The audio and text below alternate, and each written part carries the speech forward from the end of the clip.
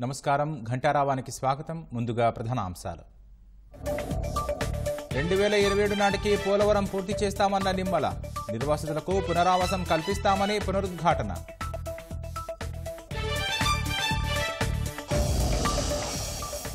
ముడుపుల కోసం రాష్ట్ర ప్రయోజనాల్ని పణంగా పెట్టిన జగన్, పీపీఏల పేరిట అదానితో కలిసి వేల కోట్ల కుంభకోణం.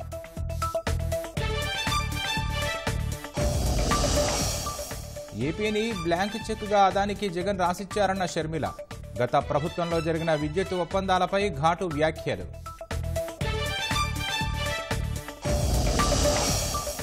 రాష్ట్రాలను బలోపేతం చేసే దిశగా లోక్ మంథన్ కార్యక్రమాలు, దేశ ప్రజల్లో సాంస్కృతిక స్వాభిమాన భావన నెలకొల్పాలన్న రాష్ట్రపతి.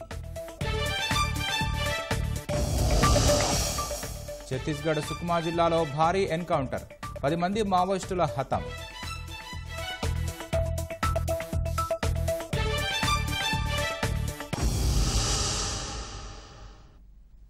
2027లో పోలవరం పూర్తి చేసేందుకు ప్రభుత్వం చిత్తశుద్ధితో పనిచేస్తున్నట్లు జలవనరుల మంత్రి నిమ్మల రామానాయుడు తెలిపారు.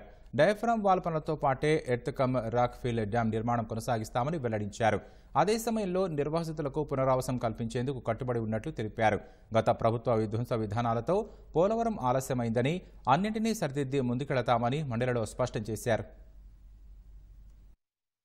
ఆ రోజు ఏదైతే చంద్రబాబు నాయుడు గారు 2014, 2019 5 సంవత్సరాల్లో 72% ఆయన 5 సంవత్సరాల్లో పూర్తి చేసినటువంటి పరిస్థితి. అందులో భాగంగానే డయాఫ్రమ్ వాళ్ళను కూడా పూర్తి చేసినటువంటి పరిస్థితి అధ్యక్ష. 2019లో ప్రభుత్వం కంటిన్యూ అయ్యి ఉంటే ఆ యొక్క డయాఫ్రమ్ వాల్ పైన మేజర్ డ్యామ్ ఏదైతే ఉందో, ECRF earth cum rock fill dam ఏదైతే ఉందో అది కూడా నిర్మాణం ప్రారంభించుకుని 2021 కల్లా పోలవరం పూర్తయి ఉండేది అధ్యక్ష. ప్రభుత్వం మారిన తర్వాత కక్షపూరితంగా అక్కడ పనిచేసేటువంటి ఏజెన్సీలు ఏవైతే ఉన్నాయో వాటన్నిటిని కూడా 2019 జూన్ నెలలో రద్దు చేసేసి 17 నెలలు అక్కడ ఏజెన్సీ లేకుండా చేసి 17 నెలలు అక్కడ ఎక్స్పీరియన్స్ ఉన్నటువంటి అధికారులు ఎవరికి లేకుండా చేయడం వల్ల 2020 ఆగస్టులో వచ్చినటువంటి వరదలకు డయాఫ్రమ్ వాళ్ళు దెబ్బతిందండి. ఏజెన్సీని మార్చవద్దు, ఎందుకంటే ఏజెన్సీలు మారిస్తే ఒకే వర్క్ ని 2 ఏజెన్సీలు పనిచేస్తే రేపొద్దున ఆ వర్క్ కి ఏదైనా ప్రమాదం జరిగితే ఎవరు బాధ్యత వహిస్తారని చెప్పి ఆ రోజు పీపీఏ కూడా ఆ రోజు రాష్ట్ర ప్రభుత్వానికి లేఖలు రాశారు, వార్నింగ్ ఇచ్చారు, రిక్వెస్ట్లు చేశారు. అయినా కూడా ఆ రోజు ప్రభుత్వం పెడచెవిని పెట్టినటువంటి పరిస్థితుల్లోనే ఆ రోజు ఆ డయాఫ్రమ్ వాళ్ళు నష్టపోయినటువంటి పరిస్థితి అధ్యక్ష. దానివల్ల ఈ రోజు మళ్ళీ కొత్త డయాఫ్రమ్ వాళ్ళు నిర్మాణం చేసుకోవాలి అనేటువంటిది ఇవాళ ఇంటర్నేషనల్ ఎవరైతే ఎక్స్పర్ట్స్ కానీ వీళ్ళందరూ కూడా ఇచ్చిన రిపోర్ట్ ప్రకారం చూస్తే దగ్గర మళ్ళీ 990 కోట్లతోటి మళ్ళీ ఈ రోజు కొత్త డయాఫ్రమ్ వాళ్ళని నిర్మాణం చేసుకునేటువంటి పరిస్థితి దుస్థితి మరి గత ప్రభుత్వ నిర్వాహకం వల్ల వచ్చినటువంటి పరిస్థితి అధ్యక్ష. మరి తెలుగుదేశం ప్రభుత్వ హయాంలో 11,762 కోట్లు ఖర్చు పెడితే వైసీపీ హయాంలో 4,167 కోట్లు మాత్రమే ఖర్చు పెట్టడం జరిగింది అధ్యక్ష. ప్రోగ్రెస్ చూస్తే 72% జరిగింది. ఇక్కడ ప్రోగ్రెస్ చూస్తే 3.84% మాత్రమే జరిగింది అధ్యక్ష. అదేవిధంగా కేంద్రం దారి మళ్లింపు నిధులు చూస్తే టీడీపీ హయాంలో 1 రూపాయి కూడా మళ్లింపు లేదు. వైసీపీ హయాంలో 3,385 కోట్లు కేంద్రం రియంబర్స్మెంట్ అమౌంట్ మరి దారి మళ్లింపు జరిగింది అధ్యక్ష. అదేవిధంగా టీడీపీ హయాంలో ఎత్తు ఎప్పుడు కూడా 45.72కే కన్ఫర్మ్ అయ్యేది అధ్యక్ష. కానీ వైసీపీ హయాంలో 41.15 మీటర్లకే కన్ఫర్మ్ అయినటువంటి పరిస్థితి అధ్యక్ష. అదేవిధంగా అంచనా కూడా టీడీపీ హయాంలో 55,548 కోట్లకు ఆమోదం పొందాం అధ్యక్ష. కానీ వైసీపీ హయాంలో నిధులు అడగలేనిటువంటి దైన్యం అధ్యక్ష. ఆ రోజు తెలుగుదేశం ప్రభుత్వ హయాంలో 4,144 కోట్లు కాలనీలకి నిర్మాణం గాని ముంపు బాధితులకు ఇచ్చాం అధ్యక్ష. ఆ రోజు తెలుగుదేశం ప్రభుత్వంలో నిర్మాణం చేసినటువంటి కాలనీలే తప్ప గత 5 సంవత్సరాల్లో మళ్ళీ ఒక్క పునరావాస కాలనీ కూడా నిర్మాణం జరిగినటువంటి పరిస్థితి లేదు అధ్యక్ష. రేపు జనవరిలో ఆ డయాఫ్రమ్ వాల్ నిర్మాణాన్ని ప్రారంభించుకుని ఏదైతే 2026 మార్చి కల్లా డయాఫ్రమ్ వాల్ నిర్మాణం పూర్తి చేయాలని మొన్న జరిగినటువంటి వర్క్ షాప్ పోలవరం ఏదైతే జరిగిందో దాంట్లో కూడా ప్యారలల్ గా కూడా ఈసీఆర్ఎఫ్ కూడా నిర్మాణం చేసుకోవచ్చని ఏదైతే వాళ్ళు ఆలోచన ఇచ్చారో దాని ఆలోచనల ప్రకారంగా మేము ప్రణాళికలు సిద్ధం చేసుకుంటున్నాం అధ్యక్ష. చంద్రబాబు నాయుడు గారు కూడా పోలవరం సందర్శించి ఆ యొక్క షెడ్యూల్ ఏదైతే ఉందో, ఒక టైం బాండ్ ఏదైతే ఉందో ఎప్పటిలాగా మేము పూర్తి చేస్తామో అవన్నీ కూడా మీకు ఏదైతే రాష్ట్ర ప్రజలకు రైతాంగానికి కూడా తెలియజేస్తామని చెప్పేసి కూడా మీ ద్వారా కూడా ఈ సందర్భంగా తెలియజేసుకుంటూ ఉన్నాం అధ్యక్ష. గతంలో 1924లో ఆ రోజు మా శాసనసభలోనే ఆ రోజునటువంటి ముఖ్యమంత్రి గారు కానీ ఆ రోజునటువంటి నీటిపారుదల శాఖ మంత్రులు స్టేట్మెంట్లు ఇచ్చారు అధ్యక్ష అసెంబ్లీలో. ఏదైతే మొదటి ప్రకటన 2021 జూన్ నాటికి పూర్తి, రెండవ ప్రకటన 2021 డిసెంబర్ నాటికి పూర్తి, మూడవ ప్రకటన 2022 జూన్ నాటికి పూర్తి, నాలుగవ ప్రకటన 2022 డిసెంబర్ నాటికి పూర్తి, ఐదవ ప్రకటన ఎప్పటికి పూర్తవుతుందో చెప్పలేము అధ్యక్ష. ఇవన్నీ అసెంబ్లీ రికార్డులో ఉన్నటువంటి పరిస్థితి అధ్యక్ష. ఇక్కడ వాస్తవం ఏంటంటే 2020 ఆగస్టులో డయాఫ్రమ్ వాల్ పోతే ఆ డయాఫ్రమ్ వాల్ ఉందో లేదో కూడా తెలియకుండా మేము 22 పూర్తి చేస్తాం, 23 పూర్తి చేస్తామని నాటి ముఖ్యమంత్రి సమాధానం అసెంబ్లీ సాక్షిగా చెప్పాడని అంటే సభను ఎంత తప్పుదోవ పట్టించారు, ప్రజల్ని ఎంత తప్పుదోవ పట్టించారో అర్థమవుతుంది అధ్యక్ష. ఆ మాదిరిగా కాకుండా ఒక టైం బాట్ పెట్టుకుని ఒక షెడ్యూల్ ప్రకారం ఆ పోలవరం ప్రాజెక్ట్ ని పూర్తి చేస్తాం. ఆ గోదావరి జలాలు అటు ఉత్తరాంధ్రకు అటు రాయలసీమకు తీసుకెళ్లేటువంటి బాధ్యత ఎన్డీఏ ప్రభుత్వం తీసుకుంటుందని చెప్పి మీ ద్వారా తెలియజేస్తున్నాను అధ్యక్ష. ఎన్ఆర్ఈజీఎస్ పథకం ద్వారా 4,500 కోట్లతో 7 కోట్ల పని దినాల్లో 30,000 పనులు ప్రారంభించామని, సంక్రాంతిలోపు పనులు పూర్తి చేస్తామని ఉప ముఖ్యమంత్రి పవన్ కళ్యాణ్ తెలిపారు. ఉపాధి హామీ పథకం నిధులు గతంలో దారి మళ్లించారన్న పవన్ దానిపై విచారణ చేస్తున్నామన్నారు. జాబ్ కార్డుల్లో జరిగిన అవకతవకలపై విచారణ చేపట్టామన్నారు. వ్యవసాయ పనులను ఉపాధి హామీకి అనుసంధానం చేసి అంశం పరిశీలిస్తామన్నారు. ఉపాధి హామీ పథకంపై శాసనసభలో సభ్యులు అడిగిన వివిధ ప్రశ్నలకు ఉప ముఖ్యమంత్రి ఈ మేరకు సమాధానమిచ్చారు. ఇది ఈ జాతీయ ఉపాధి హామీ పథకం. ఉపాధి లేని సమాజంలో ముఖ్యంగా రూరల్ ప్రాంతాల్లో ఉపాధి ఇవ్వడానికి నిర్దేశింపబడిన పథకం. గౌరవ సభ్యులు లేవనెత్తినవన్నీ కూడా నోట్ చేస్తున్నాం అధ్యక్ష. మన కొత్త ప్రభుత్వం వచ్చిన తర్వాత, ఎన్డీఏ కూటమి ప్రభుత్వం వచ్చిన తర్వాత గౌరవ ముఖ్యమంత్రి చంద్రబాబు గారి నేతృత్వంలో దాదాపు 4,500 కోట్ల రూపాయలు వేజ్ కానీ మెటీరియల్ కాంప రెండు కలుపుకొని మనం మనకి బడ్జెట్ ఉంది అధ్యక్ష. 7 crore మ్యాండేస్, 30,000 పనులు.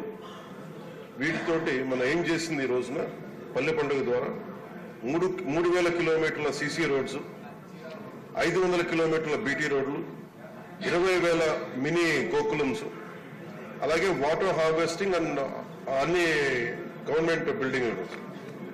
ఇది సంక్రాంతి లోపు ఇవన్నీ చేయాలి అనేది ఒక బలమైన ఉద్దేశంతో ముందుకెళ్తున్నాం అధ్యక్ష. ప్రతి చోట ప్రతి పంచాయతీలో కూడా సిటిజన్ ఇన్ఫర్మేషన్ బోర్డు కంపల్సరీ చేశాం. అలాగే వర్క్ సైట్ బోర్డ్స్ కూడా అన్ని వర్క్ సైట్స్ చేశాం అధ్యక్ష. అది గత ప్రభుత్వం అన్ని వ్యవస్థల్ని అస్తవ్యస్తంగా చేసినట్టుగా ఇందాక పత్తిపాటి పుల్లారావు గారు కూడా చెప్పింది. దాదాపు కొన్ని 13,000 కోట్లు దారి మళ్లించారు. చాలా అసలు పని లేకుండా చాలా మందికి పని కల్పించినట్టుగా కల్పించి చాలా అవకతవకలు జరిగినాయి అనేది చాలాసార్లు నేను రివ్యూ చేస్తామంటే బయటకు వచ్చిన అంశాలు అధ్యక్ష. అలాగే వీటిని ఆ దారి మళ్లించిన నిధులు ఏమైపోయినాయి వీటి మీద కూడా ఒక రివ్యూ చేస్తా ఉన్నాం. కానీ చాలా కొంచెం లోతుగా వెళ్లాల్సిన అవసరం ఉంది. అలాగే జాబ్ కార్డ్స్ లో అవకతవకల్ని ఖచ్చితంగా పరిశీలిస్తాం అధ్యక్ష. అలాగే ఇంకొక ప్రశ్నకు అధ్యక్షుడు సపోర్టింగ్, ఇప్పుడు మనకి వ్యవసాయ ఆధారిత పనులకు కూడా దీని అనుసంధానం చేస్తారా అంటే వీఆర్ సపోర్ట్. ఇది supporting agriculture and allied activities is a priority for NREGA. జాతీయ ఉపాధి హామీ పథకానికి ఖచ్చితంగా దీన్ని అనుసంధానం చేయాలనేది కూడా మా ఉద్దేశం. దాని ప్రకారం ముందుకు తీసుకెళ్తాం అధ్యక్ష. సింహాచల పంచగ్రామాల భూముల వ్యవహారానికి అతి త్వరలోనే పరిష్కారం చూపిస్తామని దేవాదాయ శాఖ మంత్రి ఆనం రామనారాయణ రెడ్డి చెప్పారు. గతంలోనే సమస్య పరిష్కారానికి చంద్రబాబు ఆదేశాలు జారీ చేశారన్న మంత్రి వైసీపీ ప్రభుత్వం దేవస్థానానికి ఇవ్వాల్సిన భూములను మార్చడంతో మళ్లీ మొదటికి వచ్చిందన్నారు. ఆక్రమణలో ఉన్న భూమికి సమానమైన విలువైన ప్రభుత్వ భూమిని దేవస్థానానికి ఇచ్చి సమస్యకు శాశ్వత పరిష్కారం చూపిస్తామని తెలిపారు. శాసనసభలో విశాఖ ఎమ్మెల్యేలు అడిగిన ప్రశ్నలకు ఈ మేరకు ఆయన సమాధానం ఇచ్చారు. ప్రత్యామ్నాయమైనటువంటి భూమిని, ప్రభుత్వ భూమిని వాళ్ళకిచ్చి సింహాచలం దేవస్థానానికి, సింహాచల దేవస్థానంలో ఇవాళ ఆక్రమణ ఉన్నటువంటి భూమిని తీసుకుని పేదవారైనటువంటి నివాసం ఉంటున్నటువంటి వాళ్ళకి ఇవ్వాలనేటువంటిది గౌరవ ముఖ్యమంత్రి గారు గతంలో తీసుకున్నటువంటి నిర్ణయం. దాన్ని అమలు చేయమని కూడా ఆ రోజు ఆదేశాలు ఇవ్వడం జరిగింది. అలాగే అధ్యక్ష, ఈ రోజు ఈ భూముల విషయంలో వాస్తవం అధ్యక్ష, భూములు విలువ పెరిగింది అధ్యక్ష. ఇవాళ విశాఖపట్నం అనేటువంటిది ఇవాళ దక్షిణాది రాష్ట్రాల్లోనే ఇది ఒక ఇండస్ట్రియల్ ఫైనాన్షియల్ క్యాపిటల్ గా అటువంటి ప్రాంతం అయిపోయింది అధ్యక్ష. ఇవాళ మనం అనుకున్న ప్రకారం దాదాపుగా 420 ఎకరాల భూమి 5,344 కోట్ల రూపాయలు అవుతుందని చెప్పి అంచనా వేశారు అధ్యక్ష. ఇంత భూమి ఇవాళ ఆక్రమణలకు గురైంది. దీనికి ప్రత్యామ్నాయం అప్పుడు మన ముఖ్యమంత్రి శ్రీ చంద్రబాబు నాయుడు గారు ఇచ్చినటువంటి ఆదేశాలు, ప్రత్యామ్నాయ భూమిని సింహాచల దేవస్థానంకి మార్పు చేయండి, ఇవ్వండి అని చెప్పి ఆయన ఆదేశాలు ఇచ్చారు అధ్యక్ష. కానీ తర్వాత అధ్యక్ష ప్రభుత్వం మారింది. ప్రభుత్వం మారాక ఏదైతే భూమిని మార్పు చేయమని చెప్పి ఆదేశాలు ఇచ్చారో ఆ భూమిని ఇచ్చే సందర్భంలో తర్వాత మనకు ముందున్నటువంటి మధ్యలో వచ్చినటువంటి ప్రభుత్వం మరొక కొత్త జీవో ఇచ్చి దాని విలువ అంచనాలను తయారు చేయడంలో కొంత గందరగోళ పరిస్థితి ఏర్పడ్డది అధ్యక్ష. దీనితో మళ్ళీ ఇటీవల మనం తిరిగి వచ్చాక గౌరవ శాసనసభ్యులు విశాఖపట్నం ప్రాంతం వాళ్ళందరూ మీ ఆదేశాలతో సమావేశం పెట్టాం. గౌరవ ముఖ్యమంత్రి గారి యొక్క ఆదేశాలు కూడా తీసుకొని ఈ యొక్క సమస్యని వెంటనే పరిష్కరించాలి అనే ఉద్దేశంతో ఆ సమావేశానికి జిల్లా కలెక్టర్ గారిని ఇక్కడికి పిలిపించాం అధ్యక్ష. అలాగే అర్బన్ డెవలప్మెంట్ అథారిటీ వీసీని కూడా ఇక్కడికి రమ్మని చెప్పడం జరిగింది. అందరూ కలిసి మనకు ప్రతిపాదించినటువంటి భూమి ఏదైతే చూపించారో మళ్ళీ మధ్యలో పోయిన సందర్భంలో ఉన్నటువంటి ప్రభుత్వంలో వచ్చిన మార్పుల్లో ఆ భూమిలో కొంత భూమి ఇతర కార్యక్రమాలకి, ఇతర డెవలప్మెంట్ యాక్టివిటీస్ కి మేము అది ఇస్తున్నాము. కాబట్టి మేము దాన్ని అదే భూమి మీకు ఇవ్వాలంటే ఇబ్బందిగా ఉంది అని చెప్పాక మళ్ళీ వేరే ఒక భూమిని ప్రతిపాదించారు అధ్యక్ష. కానీ దాని విలువలు అంత సరి సమానంగా లేని దాని వల్ల తిరిగి మా దేవాదాయ శాఖ కమిషనర్ గారిని విశాఖపట్నం పంపించాము అధ్యక్ష. వారు జిల్లా కలెక్టర్ గారు, వీసీ ఉడావా వారు అందరూ కలిసి వేరే స్థలాలన్నీ కూడా చూడటం జరిగింది అధ్యక్ష. ఇవాళ ఇప్పుడు ప్రతిపాదించినటువంటి భూముల విలువ దాదాపు 5,377 కోట్ల 44 లక్షల రూపాయలు విలువ చేసే భూమి ఇవాళ చూపడం జరిగింది. అంటే గతం కన్నా 33.4 కోట్లు ఎక్కువ ఆదాయం సింహాచలం దేవస్థానానికి వస్తుంది అధ్యక్ష. ఈ భూములన్నీ కూడా సరిచూసుకోవడం జరిగింది. మళ్ళీ దీంట్లో ఎటువంటి మార్పు లేకుండా జిల్లా కలెక్టర్ని ఆదేశాలు ఇచ్చాం. ఏదైతే ఇప్పుడు విలువలు చూపించారో ఆ భూమిని తప్పకుండా మరి సింహాచల దేవస్థానానికి బదలాయించడానికి మీరు తయారుగా ఉండండి. రాష్ట్ర ప్రభుత్వం ముఖ్యమంత్రి గారి ఆలోచన నిర్ణయం మేరకు ఆదేశాలు ఇస్తాం. దీనికి కోర్టులో ఉన్నటువంటి మాట కూడా వాస్తవం అధ్యక్ష. మనం తీసుకునే నిర్ణయాన్ని హైకోర్టు వారికి కూడా సమాచారం ఇచ్చి వారి అనుమతి కూడా తీసుకుని ఇది సింహాచల దేవస్థానానికి మార్పు చేయించి తర్వాత అక్కడ ఉన్నటువంటి ఇళ్లు నిర్మాణం చేసుకుని ఎవరైతే లబ్ధిదారులు పేదవాళ్ళు ఉన్నారో అతి త్వరలోనే ఈ సమస్యకి ఒక పరిష్కారాన్ని చూపించే కార్యక్రమాన్ని మన ప్రభుత్వం ద్వారా చేయడం జరుగుతుందని చెప్పి ఈ సందర్భంగా తెలియజేస్తున్నాను.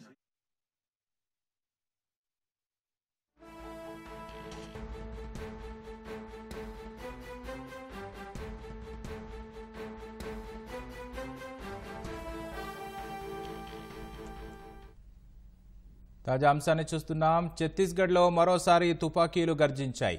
సుక్మా జిల్లాలో మావోయిస్టులకు భద్రతా బలగాలకు మధ్య భారీ ఎన్కౌంటర్ చోటు చేసుకుంది. ఈ ఘటనలో 10 మంది మావోయిస్టులు హతమయ్యారు. ఒడిశా సరిహద్దులు దాటి ఛత్తీస్గఢ్లోకి మావోయిస్టులు ప్రవేశించినట్లు నిఘా వర్గాల నుంచి సమాచారం అందినట్లు అధికారులు తెలిపారు. సుక్మా ప్రాంతంలో భద్రతా బలగాలు ఈ ఉదయం సెర్చ్ ఆపరేషన్ ప్రారంభించాయని చెప్పారు. భద్రతా బలగాలను చూసి నక్సల్స్ వారిపై కాల్పులు జరిపారు. వెంటనే అప్రమత్తమైన బలగాలు ఎదురు కాల్పులు జరిపాయి. ఈ కాల్పుల్లో 10 మంది మావోయిస్టులు మృతి చెందినట్లు వెల్లడించారు. ఘటనా స్థలంలో ఆటోమేటిక్ రైఫిల్స్ సహా పలు ఆయుధాలను స్వాధీనం చేసుకున్నట్లు తెలిపారు. ప్రస్తుతం ఇరు వర్గాల మధ్య కాల్పులు కొనసాగుతున్నాయని వెల్లడించారు.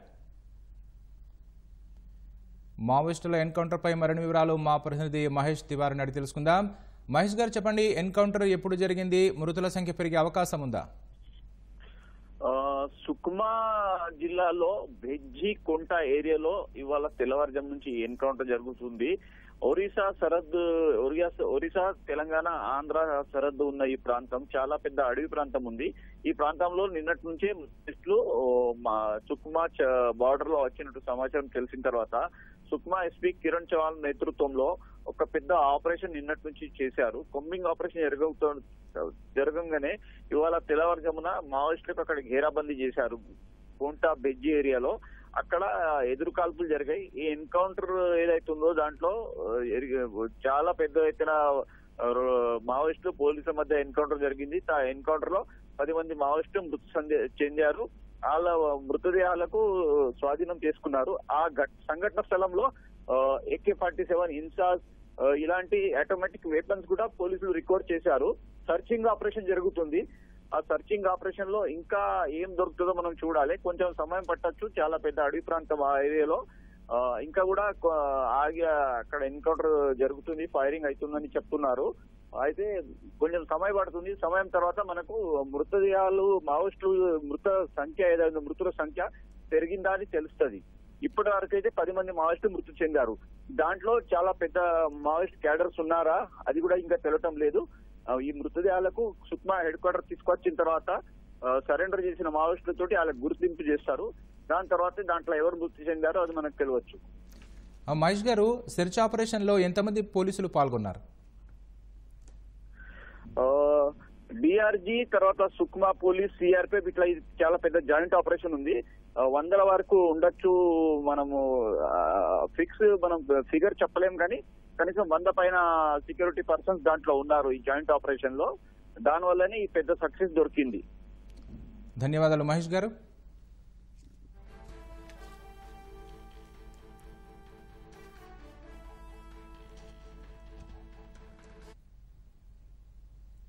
జగన్ అవినీతి పుట్ట పగిలి ఆంధ్రప్రదేశ్తో పాటు అమెరికాలోనూ పెను ప్రకంపనలు సృష్టిస్తోంది. ఏపీలో భారీ సౌర విద్యుత్ ప్రాజెక్టులను కట్టబెట్టేందుకు అదానీ సంస్థల నుంచి నాటి ముఖ్యమంత్రి జగన్కు 1750 కోట్ల లంచం ఇచ్చారని సాక్షాత్తు అమెరికా దర్యాప్తు సంస్థ federal bureau of investigation FBI నిర్ధారించింది. అధిక ధరలకు సౌర విద్యుత్ కొనేలా భారత్లో 4 రాష్ట్రాల్లో ఉన్నత స్థాయి వ్యక్తులకు 100 కోట్ల లంచాలిచ్చారని FBI కుండబద్దలు కొట్టింది. సౌర విద్యుదుత్పత్తి సరఫరా ఒప్పందాలు చేసుకునేందుకు భారత్లో 2029 కోట్ల రూపాయలు లంచాలు ఇచ్చారనే ఆరోపణలపై అదానీ గ్రూప్ చైర్మన్ గౌతమ్ అదానీ, సాగర్ అదానీ సహా 8 మందిపై అమెరికాలో నమోదైన కేసు దేశంలోనే కాదు అమెరికాలో కూడా పెను సంచలనమైంది. లంచాల సొమ్ము కోసం తప్పుడు సమాచారమిచ్చి అమెరికాలో నిధులు సేకరించారని అదానీ గ్రూప్ చైర్మన్ అదానీతో పాటు Sagar Adani, Vineet S Jain, Azure power CEO Ranjit Gupta ఈ లంచాల పథకానికి సూత్రధారులని అమెరికా దర్యాప్తు సంస్థ federal bureau of investigation FBI పేర్కొంది. ఫారిన్ కరప్ట్ ప్రాక్టీసెస్ చట్టం FCPA కింద వీరితో పాటు సహకరించిన వారిపై కేసులు నమోదు చేసింది. ఈ కేసులో గౌతమ్ అదానీతో పాటు సాగర్ అదానీపైన బుధవారం అమెరికాలో అరెస్టు వారెంట్లు జారీ అయినట్లు కొన్ని వార్తా సంస్థలు వెల్లడించాయి. 20 ఏళ్లలో $2 బిలియన్ లాభాన్ని పొందేలా అధిక ధరకు సౌర విద్యుత్ను కొనుగోలు చేసేలా వీరంతా ఆంధ్రప్రదేశ్, ఒడిషా రాష్ట్ర ప్రభుత్వాలకు చెందిన ఉన్నత స్థాయి వర్గాలకు లంచాలు ఇచ్చినట్లు నివేదికలో ఆరోపణలు ఉన్నాయి. లంచాలకు సంబంధించి వారి మధ్య జరిగిన మొబైల్ సంభాషణలతో పాటు అదానీ గ్రీన్ అంతర్గత రికార్డుల్ని విచారణా సంస్థలు తమ నివేదికలో వెల్లడించాయి. సెకీతో విద్యుత్ ఒప్పందాలకు రాష్ట్ర విద్యుత్ పంపిణీ సంస్థలు ముందుకు రాకపోవడంతో గౌతమ్ అదానీ, సాగర్ అదానీ, వినీత్ జైన్ ఇతరులు సుమారు 2029 కోట్ల మొత్తాన్ని రాష్ట్రాలకు లంచాలుగా ఇస్తామని వాగ్దానం చేసినట్లు అమెరికా దర్యాప్తు సంస్థ నివేదికలో తెలిపింది. ఇందులో అప్పటి ఆంధ్రప్రదేశ్ ముఖ్యమంత్రి జగన్ కు 1750 కోట్ల రూపాయలు ఇచ్చినట్లు వెల్లడించింది. సెకీతో విద్యుత్ ఒప్పందం కుదరడానికి ముందు Gautam Adani 2021 August 7, September 12, November 20వ తేదీల్లో 3 సార్లు అప్పటి ముఖ్యమంత్రి జగన్ ను కలిశారు. తరువాతే సెకీతో ఆంధ్రప్రదేశ్ విద్యుత్ పంపిణీ సంస్థలు ఒప్పందానికి అంగీకరించాయి. దేశంలో సౌర విద్యుత్ ఉత్పత్తి ప్రాజెక్టుల ఏర్పాటుకు కేంద్రం ఆధ్వర్యంలోని సెకీ 2019లో బిడ్లు ఆహ్వానించింది. సెకీతో 4 గిగావాట్ల సౌర విద్యుత్ ఉత్పత్తి ప్లాంట్ల ఏర్పాటు బిడ్ దక్కించుకున్నట్లు 2020 జనవరి 16న అజూర్ పవర్ 8 గిగావాట్ల సౌర విద్యుత్ ఉత్పత్తి ప్లాంట్ల ఏర్పాటుకు బిడ్లు దక్కించుకున్నట్లు 2020 జూన్లో అదానీ గ్రీన్ వెల్లడించాయి. సెకీ ఈ సంస్థలు తయారు చేసే విద్యుత్ను కొనుగోలు చేసేందుకు విద్యుత్ కొనుగోలు ఒప్పందం, దాన్ని కేంద్ర రాష్ట్ర పంపిణీ సంస్థలకు అమ్మేందుకు విద్యుత్ విక్రయ ఒప్పందాలు చేసుకుంటోంది. అయితే నెలలు గడిచినా ఒప్పందాలు కుదరలేదు. అదానీ గ్రీన్, అజూర్ ప్రతిపాదించిన ధరకు కొనడానికి ఒప్పందాలు చేసుకోవడానికి కేంద్ర రాష్ట్ర ప్రభుత్వాలు తిరస్కరించాయి. విద్యుత్ పంపిణీ సంస్థలు ముందుకు రాలేదు. ఈ తరుణంలో ప్రభుత్వంలో ఉన్నత స్థాయి వ్యక్తులకు లంచాలు ఇవ్వడం ద్వారా మార్కెట్ ధరల కంటే ఎక్కువ ధరలతో విద్యుత్ విక్రయ ఒప్పందాలు చేసుకునేలా పంపిణీ సంస్థల్ని ఒప్పించేందుకు గౌతమ్ అదానీ, సాగర్ అదానీ రంగంలోకి దిగారు. అదానీ, అజూర్కు లబ్ధి కలిగించేలా సెకీతో ఒప్పందాలు చేసుకునేందుకు అంగీకరిస్తే పంపిణీ సంస్థలకు ప్రోత్సాహకాలు అందిస్తామంటూ ఆశ చూపారు. రాష్ట్రాల ఉన్నత స్థాయి వ్యక్తులకు ప్రోత్సాహకాలిచ్చి సెకీతో కాంట్రాక్టులపై సంతకాలకు వారిని ఒప్పించేందుకు ఎలా ప్రయత్నిస్తున్నామో 2020-21లో అజూర్ ఇతర ప్రతినిధులతో నిర్వహించిన సంభాషణల్లో సాగర్ అదానీ వివరించారు. వారికిచ్చే ప్రోత్సాహకాల్ని పెంచుతున్నట్లు తెలిపారు. ఆ తర్వాత 2021 ఆగస్టులో అప్పటి ఏపీ ముఖ్యమంత్రి జగన్ని గౌతమ్ అదానీ వ్యక్తిగతంగా కలిశారు. 7,000 మెగావాట్ల విద్యుత్ విక్రయ ఒప్పందానికి సంబంధించి పెద్ద మొత్తంలో లంచాలు ఇస్తామని మాట ఇచ్చినట్లు అమెరికా దర్యాప్తు సంస్థ తెలిపింది. ఆ సమావేశం తర్వాతే సెకీ ద్వారా విద్యుత్ ఒప్పందాలు కుదుర్చుకుంటామని అదానీ, అజూర్ సంస్థలకు సంకేతాలందాయి. తరువాత కొద్ది వారాలకే మంత్రివర్గ సమావేశంలో నిర్ణయం తీసుకున్నట్లు ఆంధ్రప్రదేశ్ ప్రభుత్వం ప్రకటన చేసింది. సుమారు $200 మిలియన్ వరకు లంచాలు చెల్లించినట్లు అదానీ గ్రీన్ అంతర్గత రికార్డుల ద్వారా వెల్లడైంది. ఆ లంచాలే ఈ ఒప్పందాలు కుదరడానికి పనిచేశాయి. సెకీ ద్వారా సౌర విద్యుత్ ప్రాజెక్టుల ఒప్పందాలు కుదుర్చుకోవడానికి భారీగా లంచాలిచ్చేందుకు గౌతమ్, సాగర్ అదానీలు నిధుల సమీకరణపై దృష్టి పెట్టారు. అదానీ గ్రీన్ కు మద్దతు కోరుతూ పెట్టుబడిదారుల నుంచి $1 మిలియన్ సమీకరణ చేపట్టారు. సెక్యూరిటీలు విక్రయించేందుకు తప్పుదారి పట్టించే సమాచారం ఇచ్చారు. యుటిలిటీ ప్రాజెక్టుల అభివృద్ధికి డెబిట్ సెక్యూరిటీల ద్వారా $750 మిలియన్ నిధులు సమీకరించారని అదానీ గ్రీన్ తీర్మానించింది. సాగర్ అదానీకి అధికారం ఇస్తున్నట్లు 2021 ఆగస్టు 26న వెల్లడించింది. ఆగస్టు 31న అమెరికాలో రోడ్ షో నిర్వహించి గ్రీన్ బాండ్స్ ద్వారా వచ్చే నిధుల్ని సౌర విద్యుత్ ఉత్పత్తి సహా అర్హత కలిగిన గ్రీన్ ప్రాజెక్టులకు ఖర్చు చేయనున్నట్లు తెలిపింది. తప్పుడు మార్గంలో వ్యాపార ప్రయోజనాలు పొందేందుకు ప్రభుత్వాలు, ఉన్నత స్థాయి వ్యక్తులు, రాజకీయ పార్టీలకు అనైతిక చెల్లింపులు చేయడం, ప్రోత్సాహకాలు ఇస్తామని ఆశ చూపడానికి వ్యతిరేకమని, లంచ వ్యతిరేక చట్టాలకు కట్టుబడి ఉన్నామని అదానీ గ్రీన్ ఈ సందర్భంగా వెల్లడించింది. వీటిని ఉల్లంఘిస్తే అవినీతి నిరోధక చట్టాల ప్రకారం ఆర్థికేతర జరిమానాలు విధించొచ్చని వివరించింది. అందుకే అమెరికాలోని ఆర్థిక సంస్థలు దీనికి ఏ రేటింగ్ ఇచ్చాయి. లంచం ఇవ్వబోమని, అవినీతికి వ్యతిరేకమని చెప్పిన అదానీ గ్రీన్ భారత్లో విద్యుత్ ఒప్పందాల కోసం అక్కడి రాజకీయ ప్రముఖులు, అధికారులకు భారీ ఎత్తున లంచాలు చెల్లించింది. ప్రభుత్వ పెద్దలకు ఎంతంత మొత్తం ఇవ్వజూపారో ఆ లెక్కలు సాగర్ అదానీ మొబైల్ ఫోన్లో గుర్తించారు. లంచాలు తీసుకున్న వారెవరు, ఎంత మొత్తం ఇచ్చారనే వివరాలు విచారణా సంస్థ నివేదికలో వెల్లడించింది. 2022 ఏప్రిల్ 25న గౌతమ్ అదానీ, వినీత్ ఎస్ జైన్, రంజిత్ గుప్తా తదితరులు ఢిల్లీలో సమావేశమై లంచాలపై చర్చించే సమయంలో జైన్ తన సెల్ ఫోన్లో కంపెనీ వారీ బకాయిల మొత్తాల్ని తెలియజేసే పత్రాన్ని ఫోటో తీశారు. ఒక్కో మెగావాట్కు 25 లక్షల చొప్పున చెల్లించేలా ఒప్పందం చేసుకున్నారు. రూపేష్ అగర్వాల్ అయితే పవర్ పాయింట్, ఎక్సెల్ సాయంతో లంచాల వివరాలన్నింటినీ సమగ్రంగా రూపొందించారు. లంచాలు ఎలా చెల్లించారో కూడా అందులో రాసుకుని మిగతా వారితో పంచుకున్నారు. 2023 మార్చి 17న అమెరికా దర్యాప్తు సంస్థ FBI స్పెషల్ ఏజెంట్లు అమెరికాలో సాగర్ అదానీని సెర్చ్ వారెంట్తో కలిశారు. సాగర్ కు చెందిన ఎలక్ట్రానిక్ పరికరాల్ని స్వాధీనం చేసుకున్నారు. విద్యుత్ సరఫరా ఒప్పందాలు కుదుర్చుకుంటున్నట్లు సెకీ, రాష్ట్ర ప్రభుత్వాలు 2022లో ప్రకటించాయి. ఈ ప్రాజెక్టులో అదానీ గ్రీన్ కు 3/2 వంతులు, అజూర్ కు 1 వంతు ఉన్నాయి. ప్రభుత్వ పెద్దలు, అధికారులకు లంచాలిచ్చేందుకు ఆంధ్రప్రదేశ్లోని 2.3 గిగావాట్ల ప్రాజెక్టుపై హక్కులు వదులుకుంటూ 2022 డిసెంబరు, 2023 ఫిబ్రవరిలో సెకీకి లేఖ రాసింది. నిజానికి ఇది ఓ సాకు మాత్రమే. అజూర్ తరపున అదానీ గ్రీన్ చెల్లించిన లంచానికి ప్రతిఫలమిది. 2023 డిసెంబర్లో ఇదే ప్రాజెక్టుకు సంబంధించి సెకీతో అదానీ గ్రీన్ ఒప్పందం చేసుకుంది.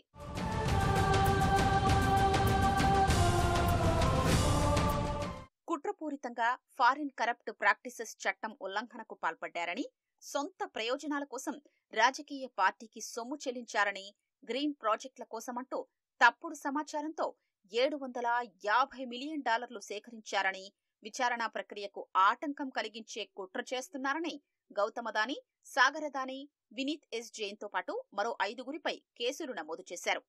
అదానీ గ్రూప్ 12 గిగావాట్ల సౌర విద్యుత్ను సరఫరా ప్రాజెక్టుల నిమిత్తం అమెరికా బ్యాంకులు, ఇన్వెస్టర్ల నుంచే నిధులు సమీకరించిందని దర్యాప్తు సంస్థ వర్గాలు చెబుతున్నాయి. 2020 నుంచి 2024 మధ్య అదానీ కంపెనీలో అంతర్జాతీయ ఆర్థిక సంస్థలు, అమెరికా ఏఎంసీల నుంచి $2 బిలియన్ పైగా నిధులు సమీకరించాయని, అలాగే అమెరికాలో సెక్యూరిటీల విక్రయం ద్వారా $1 బిలియన్ పైగా నిధులు సేకరించిందని ఆ వర్గాలు వివరించాయి. అమెరికా ఇన్వెస్టర్ల డబ్బులతో భారత్లో విద్యుత్ సరఫరా కాంట్రాక్టులకు లంచాలిచ్చి మోసం చేశారని deputy assistant attorney general Lisa Miller తెలిపారు. పుష్ప 2 సినిమా ట్రైలర్లోని డైలాగ్ మాదిరిగా మాజీ సీఎం జగన్ అవినీతి లోకల్, నేషనల్ దాటి ఇంటర్నేషనల్ స్థాయికి చేరింది. ఏకంగా అమెరికా వరకు విస్తరించింది. 7,000 మెగావాట్ల సౌర విద్యుత్ కొనుగోలు కోసం సెకీతో ఒప్పందం చేసుకున్నందుకు జగన్కు గౌతమ్ అదానీ 1750 కోట్ల మేర ముడుపులు ఇచ్చినట్లు అమెరికా ప్రభుత్వం అక్కడి కోర్టులో వేసిన అభియోగ పత్రంలో ప్రస్తావించింది. ఈ కేసులో జగన్ పైన అభియోగాలు మోపే అవకాశం ఉందని న్యాయ నిపుణులు అంటున్నారు. ఉమ్మడి ఆంధ్రప్రదేశ్లో తన తండ్రి వైఎస్ అధికారాన్ని అడ్డుపెట్టుకుని క్విడ్ ప్రోకో కింద అక్రమాస్తులు కూడబెట్టారని జగన్ ఇప్పటికే 11 సీబీఐ, 9 ఈడీ కేసులు ఎదుర్కొంటున్నారు. తండ్రి సీఎంగా ఉన్నప్పుడే అంత పెద్ద ఎత్తున దోచుకున్న జగన్ ఇక తానే ముఖ్యమంత్రి అయితే ఊరుకుంటారా? తగ్గేదే లేదన్నట్లు విద్యుత్ కొనుగోలు ఒప్పందాల్లోనూ పెద్ద ఎత్తున ముడుపులకు తెరలేపి తన అవినీతి ఖ్యాతిని అమెరికాలోనూ చాటుకున్నారు. అమెరికా కంపెనీల నుంచి అదానీ సమీకరించిన నిధుల్లో సింహభాగం ముడుపుల రూపంలో జగన్కే ఇచ్చినట్లు దర్యాప్తులో తేలినందున ఆయన ఈ కేసులో నిందితుడిగా చేర్చడం తథ్యమని న్యాయ నిపుణులు చెబుతున్నారు. సీబీఐ, ఈడీ కేసులో ఇప్పటి వరకు 100 సార్లు వాయిదాలు పొందుతూ కాలం నెట్టుకొస్తున్న జగన్ తాజా వ్యవహారంలో తప్పించుకునే అవకాశం ఉండదని న్యాయ నిపుణులు అంటున్నారు. అమెరికా కంపెనీల నుంచి సేకరించిన నిధుల్లో సింహభాగాన్ని అదానీ సంస్థ జగన్కు ముడుపులుగా చెల్లించిందనేది ఆ సంస్థపై ప్రధాన అభియోగం. ఈ వ్యవహారంలో జగన్కు ముడుపులు చేరినందున ఆయన ఈ కేసులో నిందితుడయ్యే అవకాశం ఉంది. ముడుపులు ఇవ్వడం, తీసుకోవడం రెండూ అమెరికా చట్టాల ప్రకారం తీవ్ర నేరాలు. ఇక్కడ అమెరికా కంపెనీల నుంచి సేకరించిన నిధులతో ముడుపులు చెల్లించిన అదానీ నిందితుడైతే ఆ సొమ్ము పొందిన జగన్ కూడా నిందితుడే అవుతారని న్యాయ నిపుణులు చెబుతున్నారు. అమెరికాలో Foreign corrupt Practices Act, FCPA, Securities and Wire Fraud, లంచం అభియోగాలతో అదానీపై కేసు నమోదవ్వగా ఆయా చట్టాల ప్రకారం శిక్షలు కఠినంగానే ఉంటాయి. అమెరికా కంపెనీలు, వ్యక్తులు విదేశాల్లో అవినీతి వ్యవహారాల్లో భాగం కాకుండా చూడడమే ఎఫ్సీపీఏ చట్టం లక్ష్యం. ఎవరైనా దీన్ని ఉల్లంఘిస్తే తీవ్ర నేరంగా పరిగణిస్తారు. అదానీ నుంచి జగన్కు ముడుపులు అందినట్లు దర్యాప్తులో తేలినందున ఆయన కూడా ఈ చట్టం కింద అభియోగాలు ఎదుర్కోవాల్సిందే. అవి నిరూపణైతే కఠిన శిక్షలు పడే అవకాశం ఉంది. భారత్, అమెరికా మధ్య నేరగాళ్ల అప్పగింత ఒప్పందం ఉంది. ఇప్పటికే గౌతమ్ అదానీపై అరెస్టు వారెంట్ జారీ కాగా తదుపరి దర్యాప్తులో జగన్ను నిందితుడిగా చేర్చి ఇదే తరహాలో అరెస్టు వారెంట్ జారీ అయితే ఆయన అమెరికాలో జైలు ఊచలు లెక్కించాల్సి ఉంటుందని న్యాయ నిపుణులు చెబుతున్నారు.